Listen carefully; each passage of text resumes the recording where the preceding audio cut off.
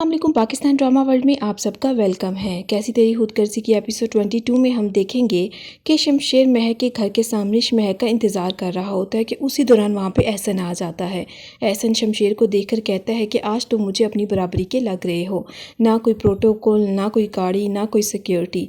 और शमशेर की बातें सुनकर खामोश रह जाता है और वो कहता है कि तुमने खामोश रहना कब से सीख लिया। उसी दौरान महक अपने घर से बाहर आ जाती है। वो महक को कहता है कि महक, तायाबू की गाड़ी ठीक हो गई है, आओ मैं तुम्हें घर छोड़ दूं।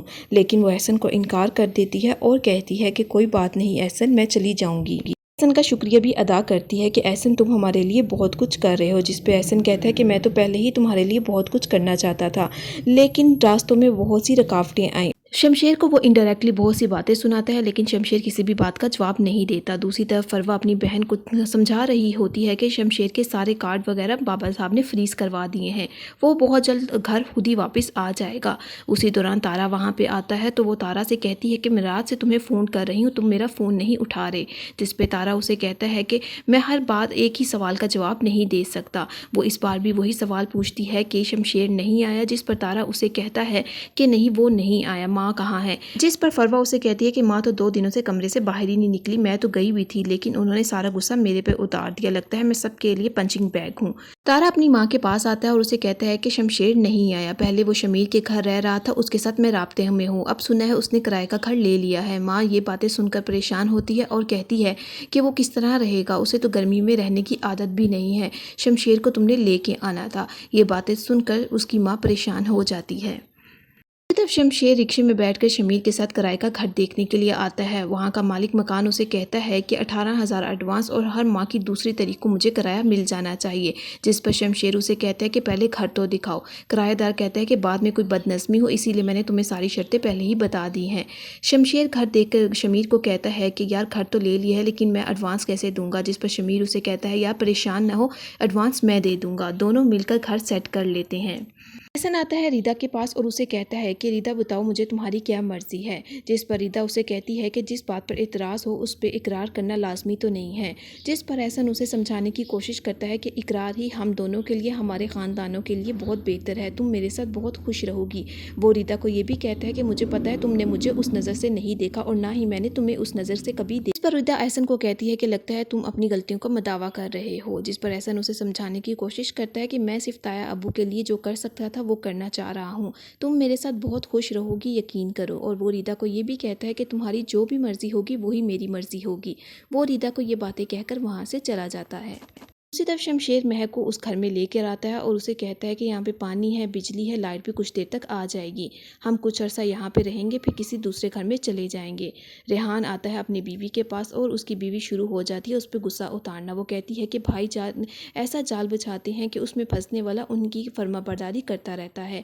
इन दोनों बहनों का एक ही वतीरा है, पहली से जान छुड़ाई, अब तो दूसरी पीछे पड़ गई है, मेरा मासूम सा बेटा कैसे शादी करेगा उसके साथ। पर रेहान उसे कहता है कि गया है एहसन रीदा के पास उसकी मर्ज़ी पूछने के लिए। वो कहती है कि रीदा कभी भी शादी से इनकार नहीं करेगी और ये भी कहेगी कि मैंने मजबूरी में हाँ की है। एहसन उसी दौरान आके उसे बताता है कि रीदा ने हाँ कर दी है, लेकिन मजबूरी के तहत। बाप ये बात सुनकर बेहद खुश होता है और कहता है कि चलो अच्छी बात है। शे रिक्शा लेता है और रिक्शे वाले को कहता है कि मेरे पास पैसे नहीं है, मैं तो तुम्हें अंदर से आकर दूंगा। वो पहुँच जाता है अपना मोबाइल बेचने के लिए। उसका 2.5 लाख का मोबाइल जब दुकानदार देखता है तो उसे कहता है कि चोरी का है। जिस पर शमशेर उसे कहता है कि मैं पागल हूँ, चोरी का क्यों दूंगा।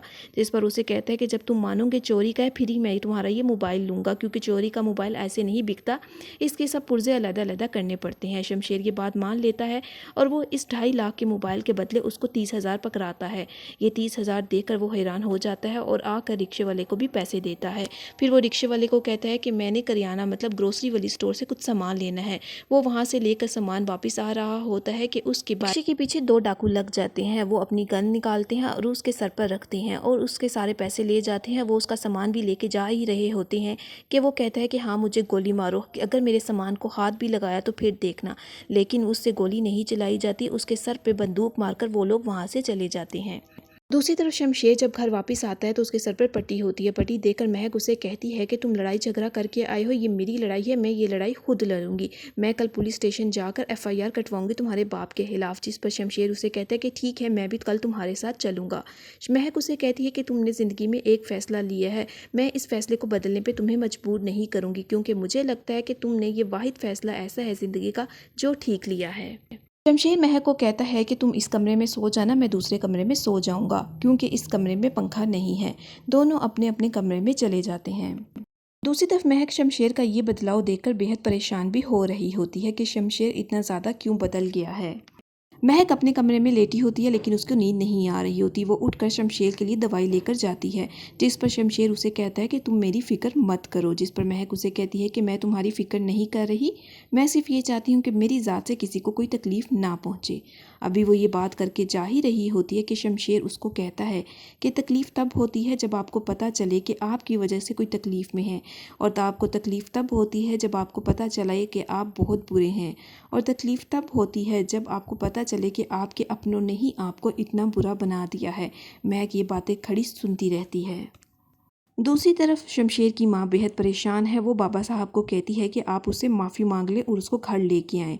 आप उसे इतना बेहद प्यार करते थे, उसकी छोटी छोटी ज़रूरत का ख्याल रखते थे। जिस पर बाबा साहब उसे कहते हैं कि उसी छोटी सी बात पे वो हमें छोड़ कर गया है। शमशेर की माँ उसे कहती है कि वो छोटी सी बात नहीं थी, वो आपकी खातिर ये घर छोड़ कर गया है। अब तो सबको हकीकत का भी पता चल गया है। जिस पर बाबा साहब उसे कहते हैं कि तुम्हें क्या लगता है कि मैं लड़की के घर जाकर लड़की से माफ़ी मांगूँ, उसके घर वालों से माफ़ी मांगूँ? ये सर कभी ना झुका है और ना ही झुकेगा। तुम जाकर अपने दिमाग का इलाज करवाओ। दूसरी तरफ एहसन आता है अपनी माँ के पास। एहसन उसे कहता है कि माँ आप परेशान क्यों होती हैं? जिस पर उसकी माँ कहती है कि मेरा कलेजा कट रहा है और तुम मुझसे ये पूछते हो कि मैं परेशान क्यों हूँ। मैं नहीं चाहती कि तुम्हारी शादी निदा से हो, क्योंकि पहले ही बड़ी मुश्किल से महक से जान छुड़ाई है, और अब रिदा। एहसन अपनी माँ को समझाने की कोशिश करता है कि इस रिश्ते से सभी खुश हैं, रिदा मेरे साथ बहुत खुश रहेगी। जिस पर उसकी माँ कहती है कि वो तुम्हारे साथ खुश रहेगी, लेकिन तुम उसके साथ खुश नहीं रहोगे। एहसन उसके दोबारा से समझाने की कोशिश करता है कि माँ सब इस शादी से राज़ी हैं, आप क्यों इस शादी पर एतराज़ करके अपना इमेज ख़राब कर रही हैं।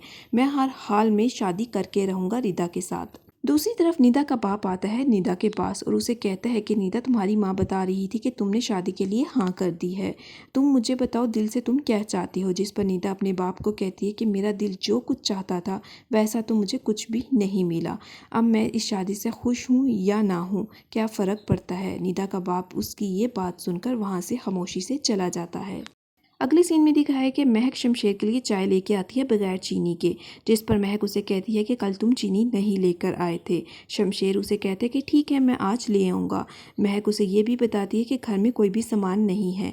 वो कहता है कि ठीक है तुम पैसे लो और जाके ले आना। उसी दौरान वहाँ पर शम्मीर उनके लिए नाश्ता लेकर आ जाता है। वो शमशेर को कहता है कि यार मैं कब से फ़ोन कर रहा हूँ, तुम्हारा मोबाइल किधर है। शमशेर उसे बाहर लेकर आता है और उसे सारी हकीकत बताता है कि कल मोबाइल बेचकर उसने कुछ पैसे लिए हैं। जिस पर शमीर उसे कहता है कि तुम कब तक इस तरह ज़िंदगी गुजारोगे, तुम घर चले जाओ। जिस पर शमशेर उसे साफ इनकार कर देता है कि मैं घर कभी भी नहीं जाऊंगा, तुम मेरे लिए कोई नौकरी तलाश करो। शमशेर शमीर को कहता है कि मुझे नहीं पता था कि लोग खाने के पीछे भी भागते हैं।